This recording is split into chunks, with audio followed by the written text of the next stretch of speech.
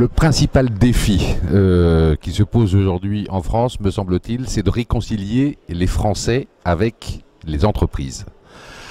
Leur faire comprendre, ressentir que les entreprises créent de la richesse pour un grand nombre de parties prenantes et pas seulement pour quelques-uns. Que c'est de l'entreprise que viennent les créations de richesse pour les clients, pour les salariés, pour les actionnaires, pour les fournisseurs, pour les territoires et même pour les générations futures, puisque les entreprises transcendent les générations et lorsqu'elles grandissent, il faut qu'elles grandissent, elles puissent passer d'une génération à l'autre.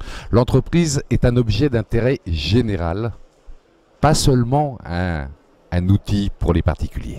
Alors bien évidemment, tout d'abord de réussir ce défi, de réconcilier les Français avec l'entreprise, mais aussi, me semble-t-il, que ce programme enseignant entreprise aille au-delà des seules journées de la fin du mois d'août, qu'elle puisse se poursuivre tout au long de l'année, et afin de renforcer ce lien entre entreprise et école, à travers des visites, à travers des stages, et puis, in fine, en accélérant, en développant de manière bien plus importante qu'elle n'est aujourd'hui, l'apprentissage pour cette petite partie de chaque classe d'âge, 15-20%, pour qui l'école n'a pas permis d'acquérir des savoir-faire suffisants pour rentrer dans le monde du travail.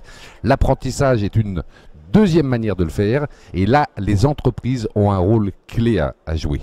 C'est pour ça que le lien entre école et entreprise est si important dans les deux sens. Il s'agit bien sûr que les enseignants comprennent mieux les enjeux de l'entreprise, mais il faut aussi que les responsables d'entreprise comprennent mieux les enjeux des enseignants et des besoins de leurs élèves. L'innovation, c'est la matière première de la croissance. Sans innovation, il ne peut pas y avoir de développement économique. D'ailleurs, avant la révolution industrielle, il y avait une stagnation économique.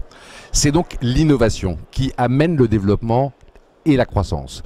L'innovation technique, bien évidemment, pour remplacer de nouveaux produits ou de nouveaux services, ou pour en créer, mais aussi l'innovation organisationnelle, l'innovation commerciale, et puis d'un autre côté, l'innovation sociale, sociétale, environnementale, qui, elle, va permettre de réconcilier encore davantage les Français avec l'entreprise.